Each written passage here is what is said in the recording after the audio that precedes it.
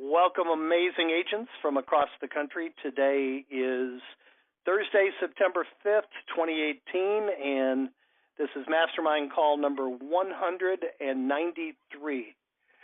As I was just saying, when we were all chatting before I turned the recording on, there may be a lot of you. We did a couple big broadcasts to a couple large groups this week, and if any of you are part of the Got Objections group, Lead Gen, or Vulcan 7, this may be your first time on this call, and this is an open forum. We want your participation. Nothing is out of bounds or off limits, so we're open for criticism. We don't get much of it, but if you got something you need help with, that's what we're here for, to help you. And if you have any wins, we did about 2 months ago, we started the Win of the Week program. So every week we will award a winner with either some free leads or a credit towards their next set of leads.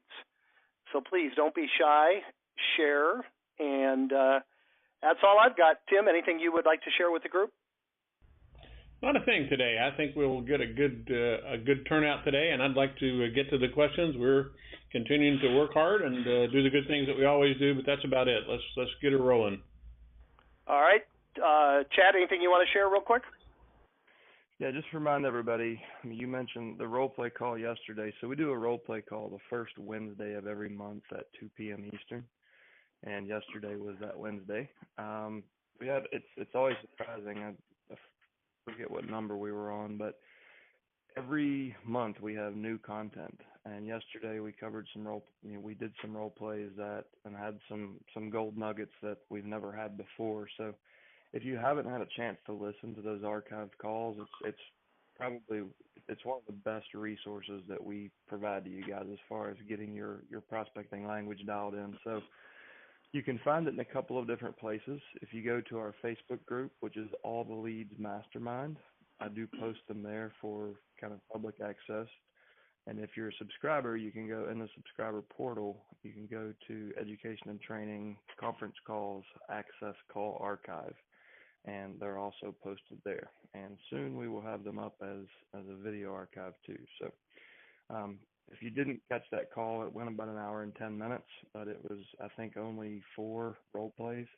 So we went pretty deep and had some really good discussions, so be sure and check those out.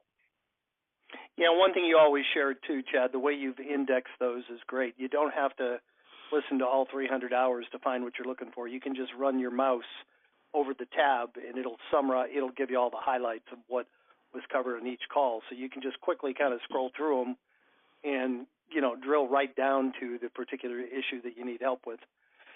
All right, and excellent. Probably within the next month, guys, just so everybody knows, as soon as we release the video archive, everything will be searchable. So, for example, you could search the word attorney, and it will bring up every single call that we've ever talked about attorneys on. So you can speed that process up even more when we get that project finished. Excellent. And I think Tim said he'll have that done by next Tuesday, right, Tim? It's up to Kaylee. Kaylee, okay. I thought it was development work. I was just giving my partner a hard time. All right. And Tom, anything you want to share with the group? Just my normal. I want to remind everybody we're here to help. We expect to hear from you. The easiest way to get in touch is send an email to support@alltheleads.com and just be specific on what your issue or questions are. And then we assign those to the appropriate people to get back to you as timely as possible. And there's also underneath your support tab in your portal area a contact us area. So please reach out to us. That's what we're here for. We want you to be successful. Excellent.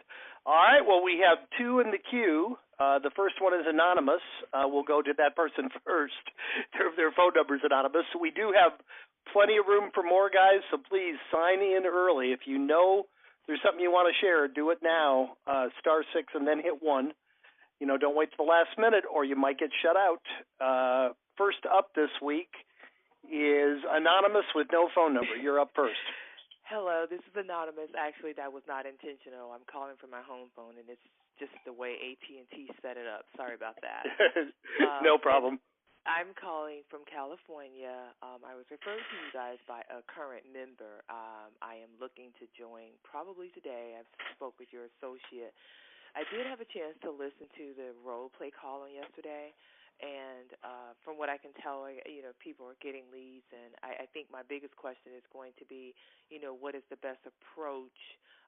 Because how ready are the leads when they come in? I imagine because they just filed, are they ready? And I did see on your site that sometimes you give the access to their attorney, and I'm just curious if that's still the case. How often do you have that information? Or just anything you can share with me. Sure. Go ahead, Chad. Yeah. So as just to kind of recap, in case you haven't heard this, I mean, what we recommend as a minimum marketing effort is 3 letters, and then spaced out over 90 days, and then you follow each with a phone call. The reason for that, and the more you do, the better. The reason we spread it out over 90 days instead of aggressively attacking these is because some people will be super motivated day one, to the first part of your question. But there's also there are millions of variables in these situations. So over time, people, will get ready at different intervals throughout the year. And I just transcribed a call from the other day. We've got a gentleman in Naples, Florida, and he went back to a list that was more than a year old, and he pulled I think he pulled 3 listings off of it in his first prospecting round.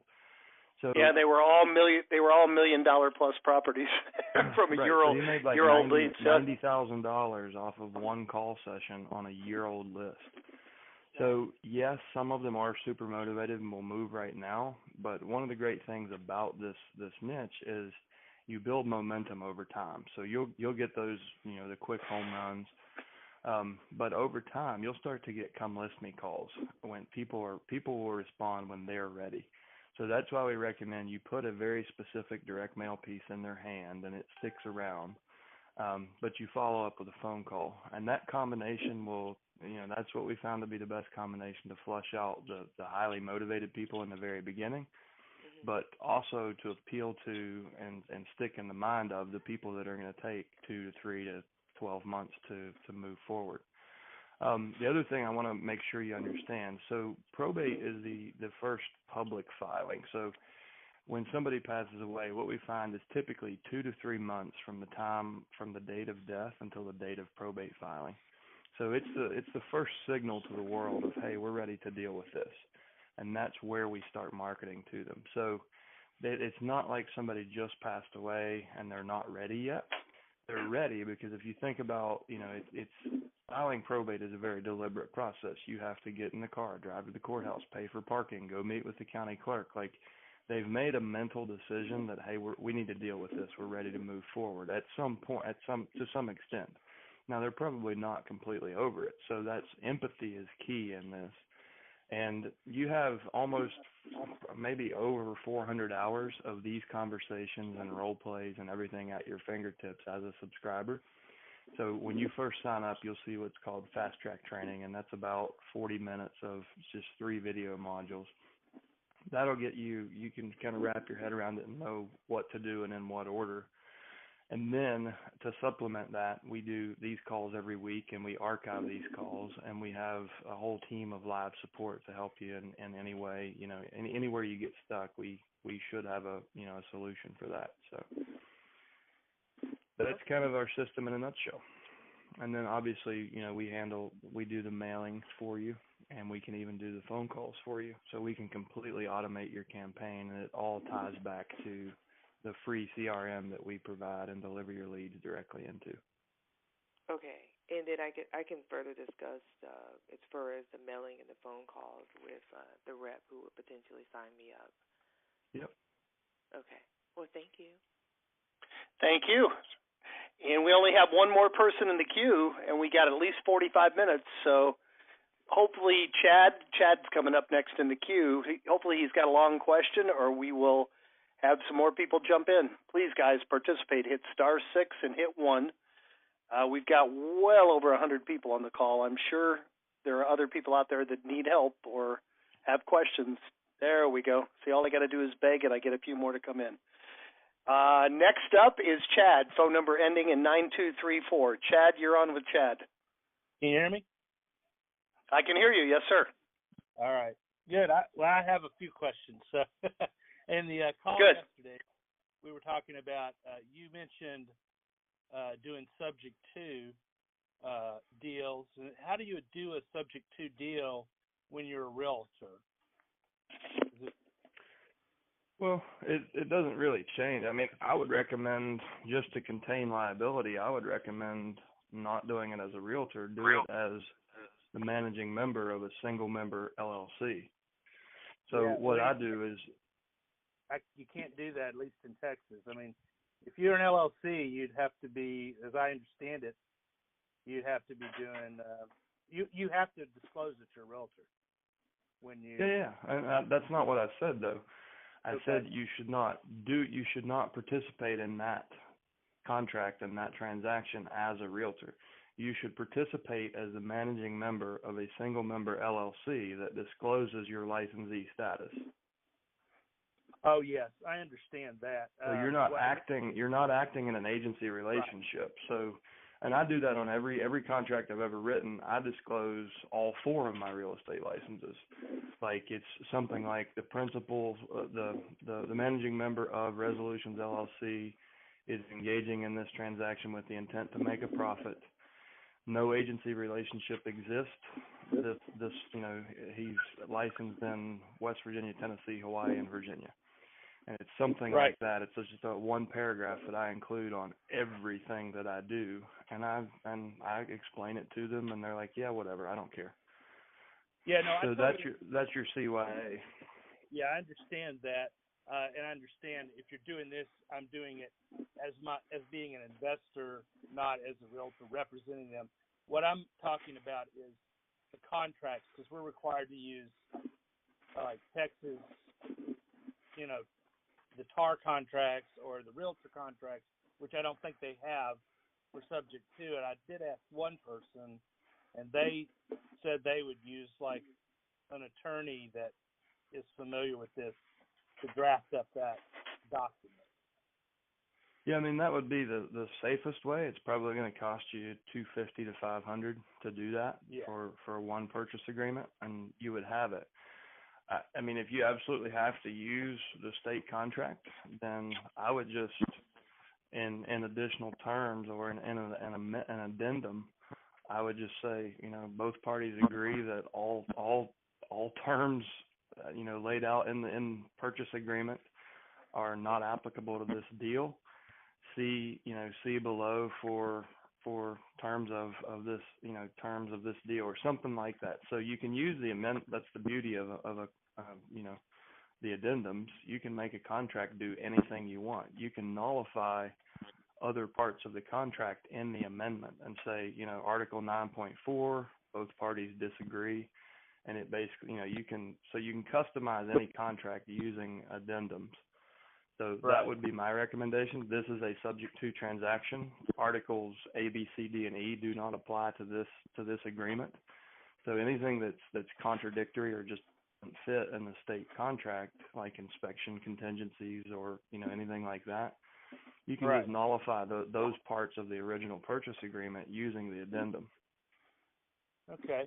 It sounds like you've got a good enough contract knowledge. You probably don't need to hire an attorney. You just need to sit down with your broker and say, hey, does this, shoot holes in this? Does this look good to you? Yeah. But it may be worth, if you see yourself doing, more than one of these, it may be worth the time or worth the money to pay an attorney for their time to do it once, so it's done right. Right. Also, if you were trying to build your network pretty quickly, I mean, how would you go about doing that? I mean, I've got lists of people. I'm not trying to completely build my network before I start doing calls or anything, but yet, because I don't think I'd have a big problem referring to various groups, but, I'm not going to be able to meet all these people I would think in person. You know what I'm saying? Would you just start calling people, tell them what you're doing, and by network you mean your probate team, like the people who will. Uh-huh. Yeah. So a lot of people get wrapped around the axle on this when they're just getting started. You don't have to have like the dream team from day one. Like what you said is exactly true. If you needed that person, you would find them before sunset. So you can from a marketing standpoint, you can advertise. We have an estate sale company. We have a senior moving company. We have clean out crews. We have contractors. Even if you don't know who that person is right now, as long as you feel like you can find them and the time interval between the initial phone call and the listing appointment, as long as you're comfortable you can find that team in that time frame, then say it, because you know you can find them. And there's shortcuts for finding those people, but I mean, what I tell everybody, never stop adding spokes to the wheel. So every time you talk to another business owner, you should be thinking, hey, do they fit on my team? Like, how could they help families in transition? And you're going to find all kinds of like social workers, like CPAs. I mean, there's anyone who could provide value in this situation. So you'll never really be done building your team, and you certainly don't have to have it fully built out before you start. And if you ever get in a pinch and you're like, how the heck do I find this person? Just reach out and we'll tell you how to.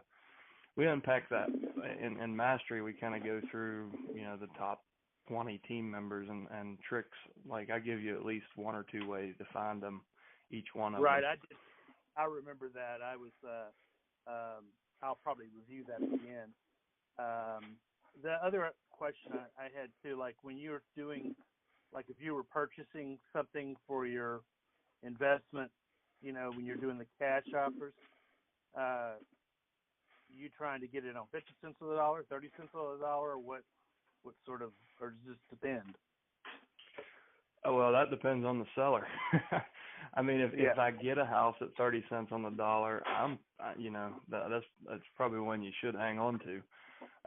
But if I know I can buy a house at 80 cents on the dollar, I may still buy it and wholesale it to a landlord and make a small spread. Or I may buy it and sell it as a lease with option to purchase and collect a fee up front and then rent over time and put them into my financial coaching program. So I'll say this, I try to never go into an appointment with an outcome in mind. I try to let the seller determine the outcome, and I'm just really transparent and honest, and I let them steer. And then I've reviewed all that. That's really, I like the way you go about that. So I end up listing 90% of them, and you'll buy 10%, because the people the 10% that really want to sell now, they mean it. They do. They don't want to hear about listing. So. Yeah. And were you on the role play call yesterday? I was, yes. Okay, so you heard and you had Mastery, so you heard the net sheet conversation. Yes, and then I had one other question you may or may not know. Here in Texas, I noticed a number of my leads, the property, at least the properties that were listed for their last known property, wasn't even in the county where this was filed. It was still in Texas, but like the people that filed it, that were the representatives, weren't even in the county, and this seemed odd to me that they weren't in the county and the properties weren't even in the county. And it didn't look pretty common. I mean, it is certain areas like Roanoke, where in my market, it's kind of a born here, die here market. So most of both the PR and the deceased were in market. States like Florida, where you have Arizona, where you have a more transient population, California. I mean, You're going to see all kinds of that. So people move wherever you have assets. Like, so the reason probate is being filed in your county, even if their last known address was in another county, if you see a probate filing in your county, that means they had some assets or some debt tied to that county. Usually assets. The debt will usually follow them to their new address. So typically it's going to mean that, and most commonly it means that they owned a piece of real estate in that county. So they have to do what's called ancillary probate. So they file probate in the county where they are living now, but because they owned a rental property or a second home or even a portfolio of rentals in their home market or in another market, they have to file an ancillary probate in that market. Yeah, I looked at these couple that I looked at, I couldn't find any property in that county in their name. So if they owned it, they may have owned it under corporation or something. I don't know. It could be in an LLC. It could be in a trust. If it was a trust, it wouldn't be probated. You just never know. I tell everybody there's so little you can actually deduce from looking at a spreadsheet. Until you pick up the phone, you know nothing. The best thing to do is pick up the phone, focus on people and situation, and you'll get all the details. As soon as they trust you, they will unload their life story. All right. Thanks for answering all my questions. Yeah, great question. All right. Yeah, very good questions. Thank you, Chad. We got one more in the queue, guys. We certainly have time for many, many more. So, again, don't be shy. Hit *6 and then hit 1. Next up is phone number ending in 7428. You're up next. Hey, it's Dave here in Colorado, and wanted to say thanks for putting that seller net sheet on the Facebook Mastermind group. I was able to grab that today after the call yesterday, and haven't had a chance to go through it, but probably listen to the call again and run through that. But that's real helpful. Thank you. I got a couple questions today. One that reminded me with what you said earlier, Chad, with regards to the calling for you aspect of what you guys do over there at your company. Can you tell me a little bit more about that, especially from a investor type approach? Sure. We don't change what's said on the phone a whole lot, whether we're calling for a realtor or an investor, because what we're trying to not go too deep, because our ISAs will never do as good of a job at sales as our professional, our subscribers. So we try to just gauge motivation, and is there property? Is there a motivation to sell it? Let's set an appointment so you can pick up before we get ourselves in the weeds, right?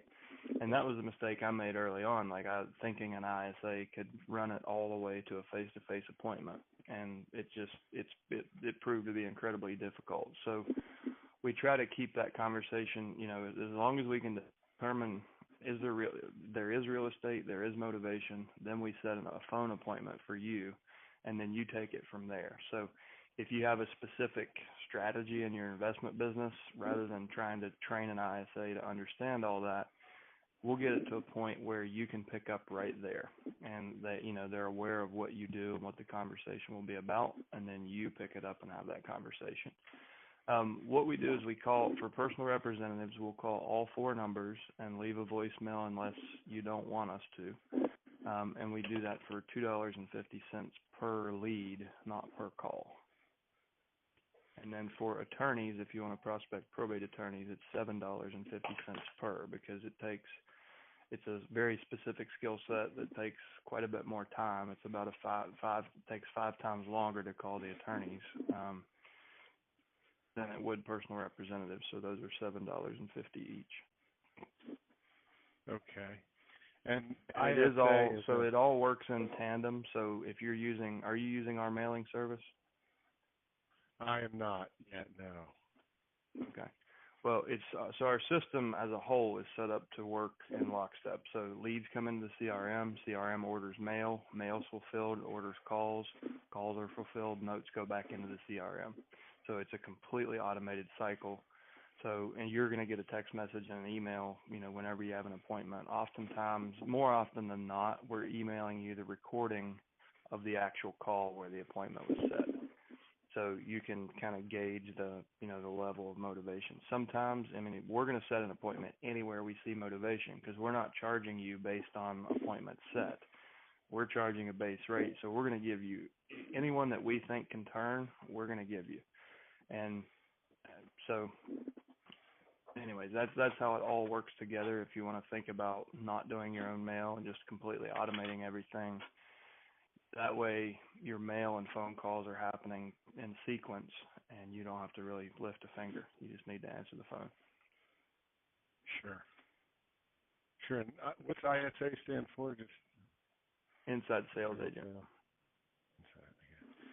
And the one thing I think you also need to keep in mind is that if you look at statistically the folks that, we've been serving this now for knocking on 4 years, and we find that people who have been with us the longest and have been the most successful, they definitely started off by, doing the mailings and then having us do the mailings, and as soon as they automated that, their success ratio picked up. And same thing with the calls. As soon as we added the calls to it, it just eliminates first off, eliminates the aggravation. More importantly, it gets it done. Make sure that it gets done, and they're just successful. Our most successful people do this, and they also get involved and take the training courses so they know what to say, when to say it. They go through mastery and get that done, and we just know that it works well because our best folks do it. So certainly we highly recommend it. You can do it without it, and there are people who are eminently successful doing it all themselves, but your time is really valuable, so you've got to value your time, and that's what we do this for. Sure. And you guys can kind of cater that, working together with us. If we've got certain things we want to kind of do on the call, or you guys pretty much have that down pat, sounds like.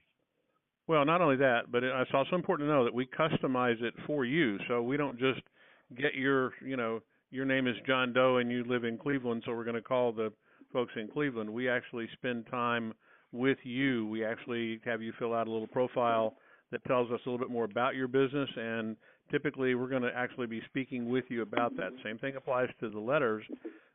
We put letters out there as samples on our website for people to use, but every letter that goes out the door that we send out is very customized, very specific to you and your business, the things that you offer, the things that you want to put forth. And we basically just do this for you. We put your absolute best foot forward every time based on what you tell us about what you do. So it's not a boilerplate. Sure. And then the CRM, that's built into the My Leads area? Yes, it is. It is. The leads actually appear there. You can work them there. You can, take care of each one of them as the calls get made. Our ISAs actually enter data into the CRM based on the call disposition that occurs. That data gets put into the system, and then as you talk to the customers, you can work them there as well. And it is built in there. You can also download your leads directly from there, but you don't need to do that to work them. Also, if you're using another system and you wanted to use a dialer or whatever to do the calls yourself, if that was something you wanted to do, you can export the data into an Excel spreadsheet or a CSV file and use it that way. But again, not meaning to shill it too hard, but my hearty recommendation is to anyone who's on this call is give us a try and let's do this for you and see how easy your life gets and see how your success grows. Yeah, I just loaded all my leads into Mojo and was working a little bit of those. But yeah, I've definitely been looking for a caller, a kind of rock star on the phone to help kind of tee these up for me. So yeah, what's the best way to take the next step on that? Is send something into support or drop an email to support at all the leads. Somebody get right back to you and we'll get you kicking.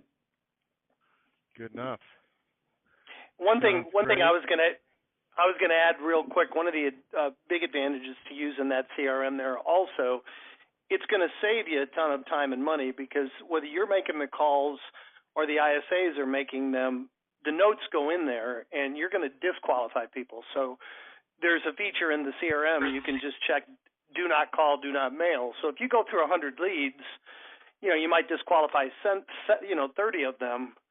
If you check the do not mail, you're not going to waste money sending letters out again to people that you've already disqualified. So you can really, it's a much more efficient way to work them, from a time and from an expense standpoint, actually using that CRM.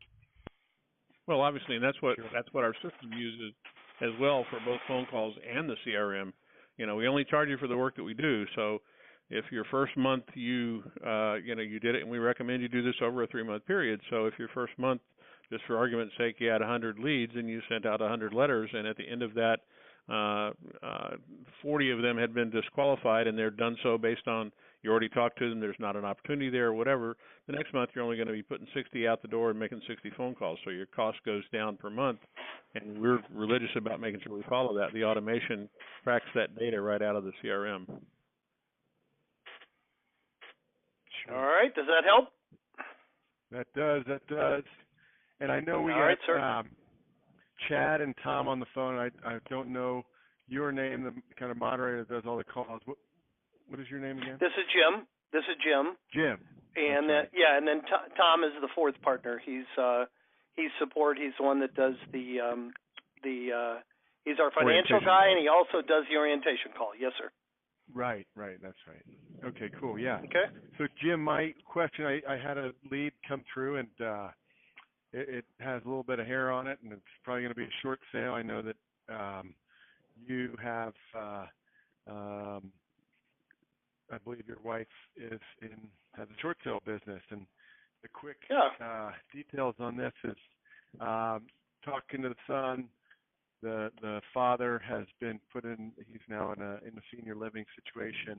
The house had problems. It's been sitting vacant 3 years. Reverse mortgage, owes way more than what it's worth. Sure. Should I pursue that? I don't have a great short sale person in Florida. No, absolutely. Is where this is. Absolutely. Well, I'm married to one. She's done over 2,000 of them, and I never miss an opportunity to pitch her services. I don't think there's anybody in the country that's done the numbers or as well as she does them. Just call Pam. It's 954-584-0000. And 954-584-0000. She'll do everything start to finish. Doesn't take any of your commission. The beauty of doing a probate short sale is with a deceased person, the bank doesn't require financials. They don't require bank accounts. The person doesn't have any anymore because they're not living. It's never easy to do a short sale, but the amount of paperwork for the seller is almost none. There's basically one authorization they have to sign and they're done. So if you have a cooperative seller that's willing to do that, yeah, absolutely, get in touch with her and she'll be glad to help you. She'll get it closed. So great. My pen didn't work there, so it was 954-584-0000. Great, and it's Pam. Or you can email Pam@shortmyproperty.com. Great. And thank you for allowing me to give a commercial. She'll be happy. Perfect. That'll be helpful. All right, we got 4 more in the queue, guys. Great participation. Next up is familiar name, phone number ending in 6248. You're up next. Good morning. This is Joyce in Orange County, California, and I wanted to ask about a call I got yesterday in response to a letter that I sent out along with our trifold explaining our services. The lady called and said that she had gotten the letter and the trifold and that she had owned the property in joint tenancy with the decedent and that she lived in the property and intended to continue to live in the property and didn't need any help. And so I asked her again if she was living in the property to make sure there was no vacancy, to use the insurance approach, and I asked her if there was anything that she might benefit from any of our services, and she assured me that she had everything under control, living there, had always been living there, and intended to continue to live there. And I just was pleased that she responded to my letter and all, but I wondered if I am being thorough enough in terms of asking her questions to see if there was any possibility. You still had a few openings there, so they were smart enough to hold the property and to hold title to the property in the right way. So the house will not have to be probated, even though the rest of the estate will. So she may have to fill out a spousal property petition to move the title solely into her name, but someone was savvy enough to walk them through that. Now, what she might not have is somebody, some questions should be, have you thought about setting up an estate plan for yourself so your family doesn't have to go through this? Because even though they did some planning or they did some smart moves, they still didn't have an estate plan. And that's pretty easy to tell because they're in probate. So should she have a trust? Should she at least have an opportunity to sit down with your attorney and your family law attorney and look at, how she could structure it so that her kids wouldn't have to go through this process? The other question I would have is, did he have life insurance? And do you know how to best allocate that money to preserve the wealth for your family? When would you like to sit down with our registered investment advisor so you at least know your options? So you could offer for them to meet with your family law attorney for a free consultation. You could offer for them to meet with your investment advisor for a free consultation. The other things you can consider are property maintenance. So a lot of times with a surviving spouse, it hasn't really occurred to them yet that their income is getting cut in half and their workload is doubling. And a lot of times in the future, that like at 3, 4, 6 months in the future, that builds up to a high level of motivation to liquidate assets. So if you can provide value in any way, like, well, what about lawn care? What about, if a hurricane's coming, like, do you have somebody that you can rely on because that person's no longer in your household? And just try to take a really comprehensive approach. Like, if this was my mother, what would I want to make sure she had covered? Like, can she take care of the property? Can she afford the bills? Does she know where to put the life insurance check when it comes? So just think about it in those terms. Like, if this were my best friend or my surviving parent, what would I want to make sure that they have taken care of? And just ask questions from that place. Oh, that's great. Gee whiz, I appreciate your help. Thanks very much. All right. Thanks for participating. We have 3 more in the queue. We have another anonymous. Is this the same anonymous or a new one? You're up next. It is, and I'm just dropping back in because of one question I had asked. And again, sure. I can't unblock the number, sorry. But the question I had asked, and I don't recall if it was touched on, but I thought about it when the last gentleman mentioned about the attorneys. How often are we, or, is there a statistic on how often we're provided with the attorney information when we get the lead? In 99% of markets, you're getting all attorneys for almost every lead. There are markets like mine and Southwest Virginia where attorneys just don't participate in the probate process. So in most markets, you're going to get, almost every single deal will have an attorney attached to it. Now, it's not required to use an attorney, so we find 15 to 20% of people will be pro se in the beginning, meaning there's no attorney attached to the case. It's hard to track, but I would say by the end of the process, at least half of those have employed an attorney because they got in over their head. Okay. But the vast majority of your leads will have attorneys. And I heard you mention that you guys, when you make the calls for us, if we hire you guys to do that, you call the attorneys as well. Now, do the attorneys also receive a letter, or you find that it's just best to send a letter to the client and just call the attorney? We find mail to be the least effective way to have conversations with attorneys. The most effective way with attorneys is office visits, and next would be phone calls. And it's better, what we also find, it's much easier for a third party to set an appointment for you with an attorney than it is for you to set it yourself over the phone. So our ISAs are calling on behalf of you to set up an appointment. And that's been a lot easier than coaching people to do it for themselves. If you're going to do it for yourself, just get in the car and drive over there. It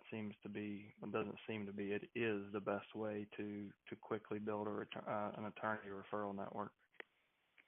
And just to add to that, we have had some agents that have had some success with the attorneys by mail by doing a mail merge and putting on the envelope referencing probate case number, regarding probate case number 674203.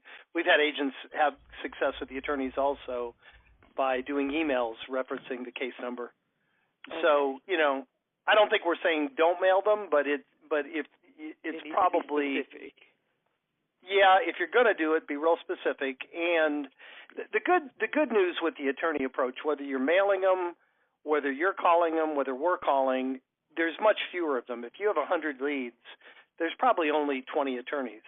You know what I mean? So it's certainly not going to be a waste of money to send them a letter. I don't think, or introducing yourself. You know, you can certainly do both, and it's not going to be very expensive.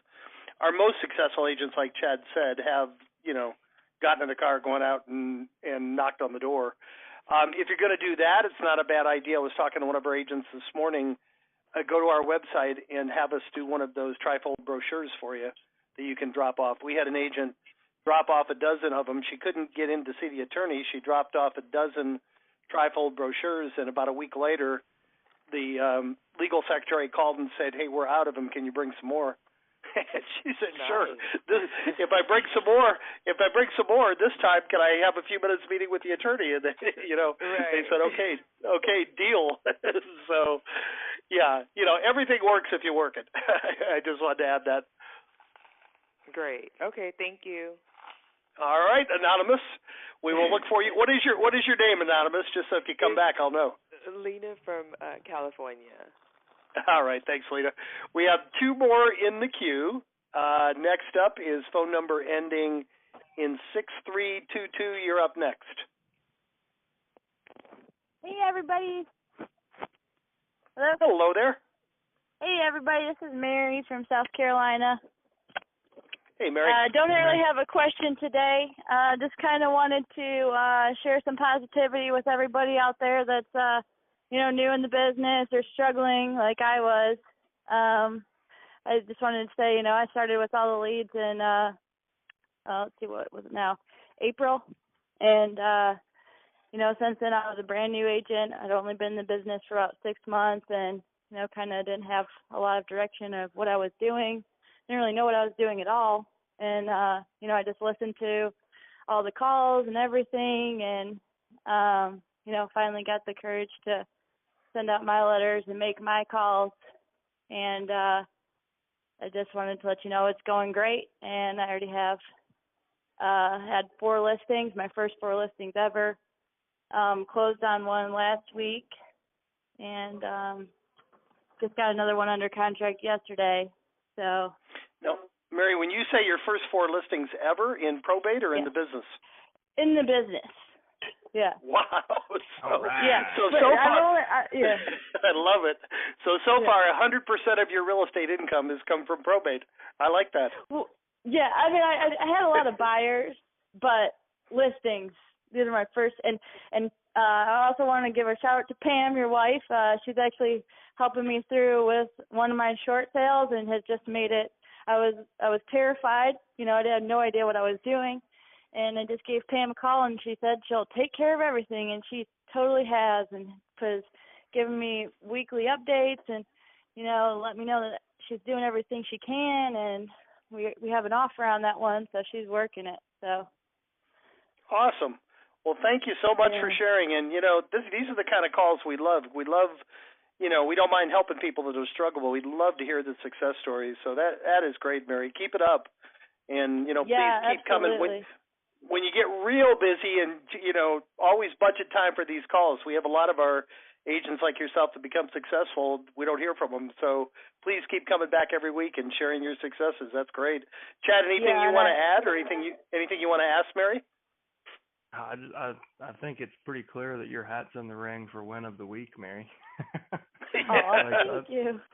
That's awesome. We had when we first got started, this reminds me of Tammy, who came on. She was in Idaho, and she had a very similar story. And we've got Seth he's probably in his early 30s, and he's a first-year agent. Last year, he was a first-year agent in Manhattan, and he was able to use this system to crack in and become a listing force in Manhattan. So. It's awesome that you didn't let it intimidate you, and you found a niche that other people were overlooking and put your flag in the sand. So good for you, and thanks for sharing. Absolutely, happy to. And I'm on Facebook and everything. I try to share. Like I said, I listen to all the calls, and I listen to all the role play calls, and I kind of made a little script out of that, and I try to share that with everybody on Facebook. And if anyone needs help, I'm happy to help and share my experiences too.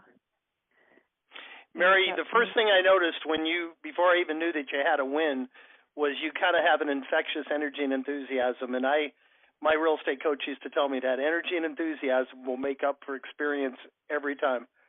People like to be around people that are energetic and enthusiastic. So that is fantastic. And Thank you. that confidence helps too. Because I went on my third listing appointment, a few weeks ago now, and the guy just listened to everything I said because I had that confidence, and that confidence I knew I was doing, and he just was like, yeah, you've been doing this a while, huh? And he could just I really haven't, but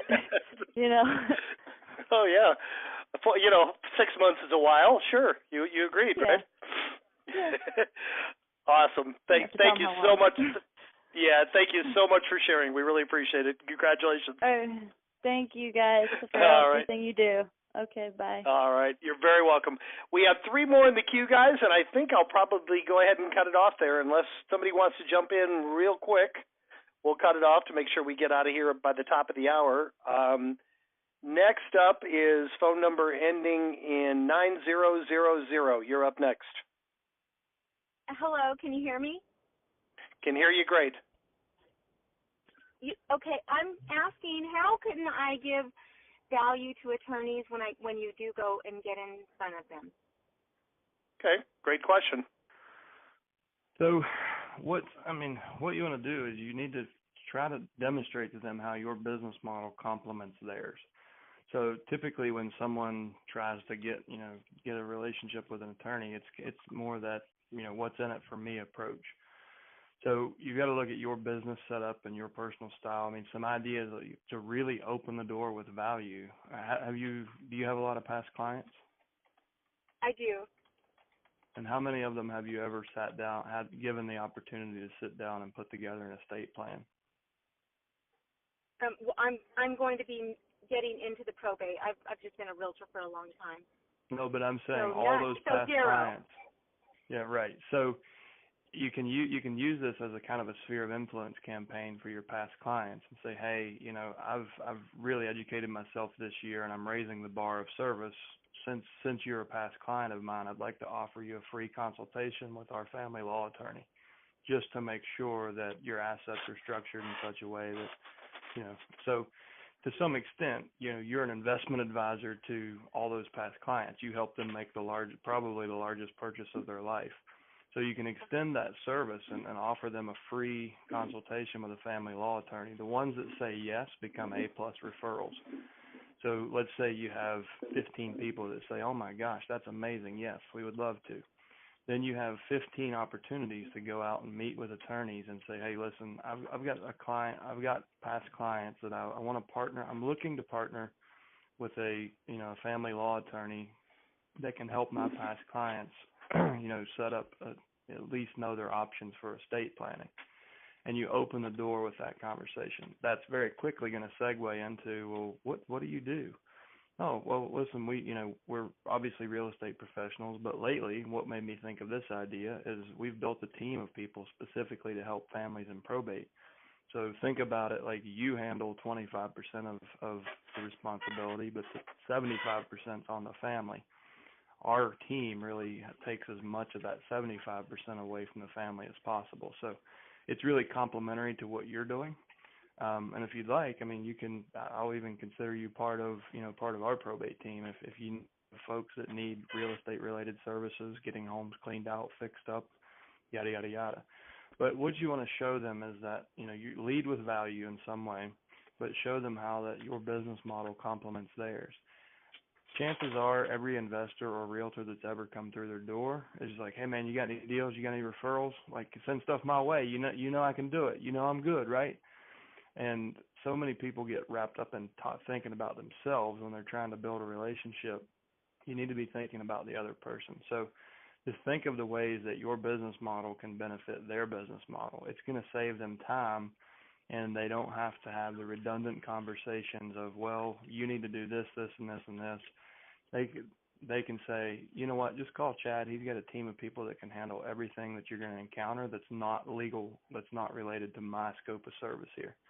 So if you can, when you meet with them, you don't have to do the past client thing. That's just a creative idea that's worked really well. The value can just be showing them, hey, I noticed you guys are specializing in probate and we are too. And I think that we really just should meet because our businesses complement each other perfectly. I mean, we pick up where you leave off and we help the families with everything that's not legally, legal related. And the reception that you get, the reception is usually, people are amazed. Like people call me back and they're like, oh my God, that worked.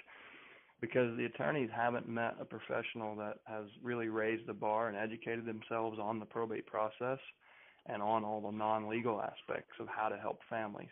So when they see that, they latch onto you immediately. Okay. Great. Thank you. All right. Thank you very much. We have 2 more in the queue, and that should just take us right about to the top of the hour. Up next is phone number ending in 8002. You're up next. Hello. Can you hear me? Can hear you great. My name is Rhonda.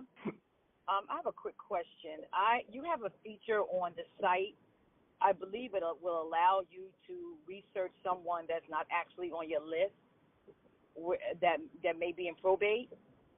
Is there something special that you have to do? Because I've tried to use it and it when I press search or go, it won't bring anything up. Is there something different that I should be doing? Tim, I think she's trying to add data, right? I'm not sure what you're asking for. Are you saying to do research on someone that's not one of your leads? Yes. So that's not a feature that we offer on anything that we sell. We don't have that. We only offer the CRM is only there to manage the leads that are put into the system. There's not a lookup for external stuff. I don't know where you're even looking to do that. Okay, because I see in the system it says it has a new next to it and it has search, and then it has if you have a probate a number or a name, you can search out. Right. That's just to search. That's just to search your existing data. We've done is we've added a lot more indexing to the searchability of your data so that you don't have to know the exact information. You can do what's called a kind of a fuzzy search, and it allows you to quickly locate someone. The other feature that we added that had been requested for a long time was that it was making it hard for people because we originally made people load in each month at a time, and you can only look at the data in that month.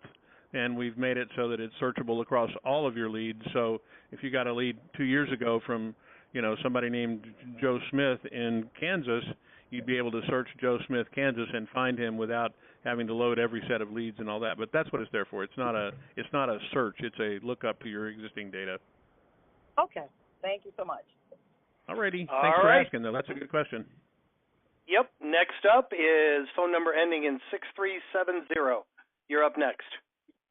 Hi, this is David Griffin in Charlottesville, Virginia. Yes, sir.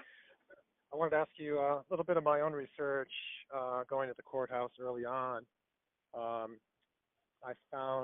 took down the name of like an executor that was identified in the will, and then I found out later that I missed that the executor assigned a representative through a power of attorney, and in my courthouse, those records are not.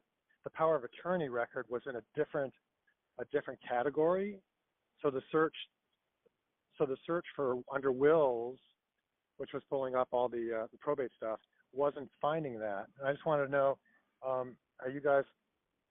do your searchers do they do that kind of due diligence to make sure there's not a power of attorney in a different category? Yeah. So here's what we do. We actually look at the filed probate information. So whatever is on that filed probate information is what comes out. And in regard to the legal filing, the requirement when the probate is filed and published is that whoever is responsible for it has got to be on that docket because that's the legal representative for that person. That's the person that has to get published and gets any claims against the estate are filed. That person has to be notified for that and all of that. So the trust is that that data does get updated, and if it's changed, it does get changed in that docket. And in reality, what you just said is literally the first time in over 4 years that that's ever come up on this call. So I'm guessing that what we're doing probably is catching everything the way it should be caught, and we're real careful about doing that.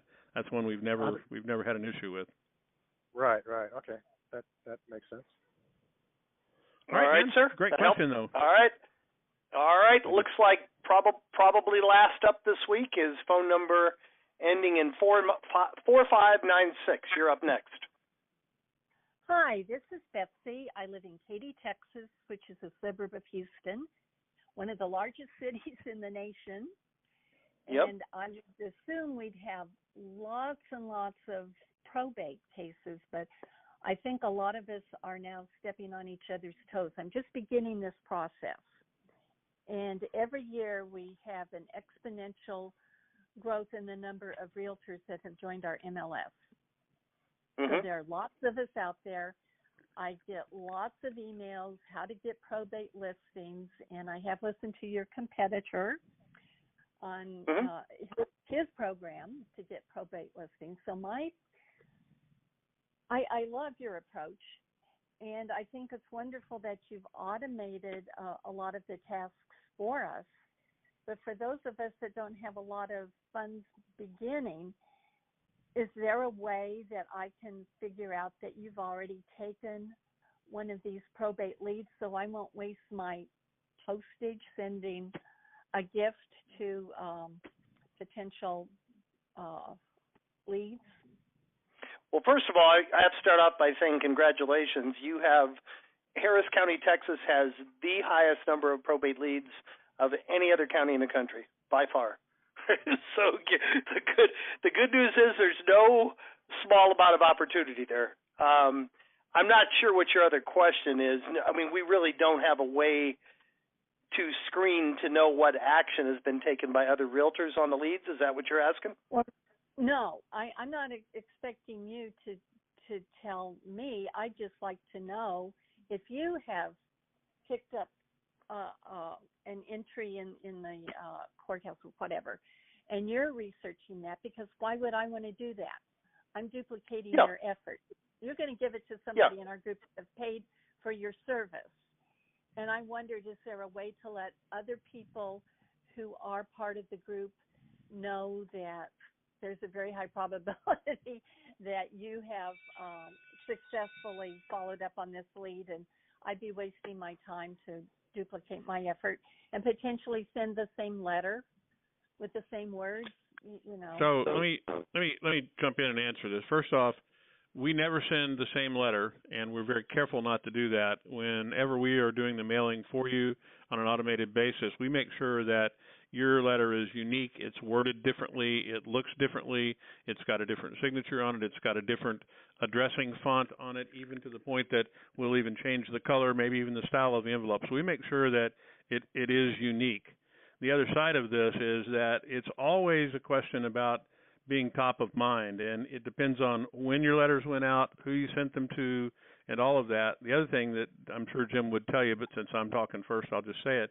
We limit the number of people we sell it to. We literally don't sell to anywhere near as many folks as want to buy our products in any given marketplace, because we really believe in trying to make our people successful. So there may be a lot of other people in the marketplace that are trying to, deal with the things that you're talking about, but you can rest assured that there are not going to be a lot of people that we're working with that do that, and we're the best in the business at doing that. I won't comment on anybody else that you've talked to, but we've been doing this, and our retention rate is high, and our customer rates and satisfaction ratings are through the roof. So I think the best answer I can give you is give it a try and see how this works, because we're not going to disqualify a lead because we don't know whether anybody has sold them or not. That's something that they're doing, and we don't share your information with them, and we wouldn't share theirs with you. But you got a small pool that you're fishing in. We don't have a lot of people in there, and there's way more than enough to go around. Oh, great. Well, that's good news. And thank you so much. I've enjoyed the group, and I'm looking forward to working with you guys. Well, Thank you so we're much. looking forward to working with you as well. That's great. Thank you. And that's a great question, by the way. No, it really is. This has been a great call. Anonymous jumped back in for one more time. So, Anonymous, your third try of the day. Go ahead. Thank you so much. I just wanted to say that Sure. young lady who called, I believe her name was Mary from North Carolina or South Carolina. She was very infectious. I didn't catch her whole name. She had said we can maybe contact her on Facebook. Do you have her information? Mary Mancinelli. Mancinelli, and that's Mancinelli. If you've got any referrals, South Carolina, send them to Mary. Absolutely, Mary Mancinelli, South Carolina. Thank you so much. All right, thank you. Great call, guys, as always. If it wasn't a record turnout, it was certainly close. We had some great I think we can go ahead and announce the winner of the week now, or should we wait till next Tuesday, Tim? Well, that's up to you. You know, you're a big boy. Make a decision. Mary Mancinelli is our winner of the week. Mary, if you would contact anybody who 4 listings and her first 4, her only 4 in the business are probate, Mary, you are the winner of the week.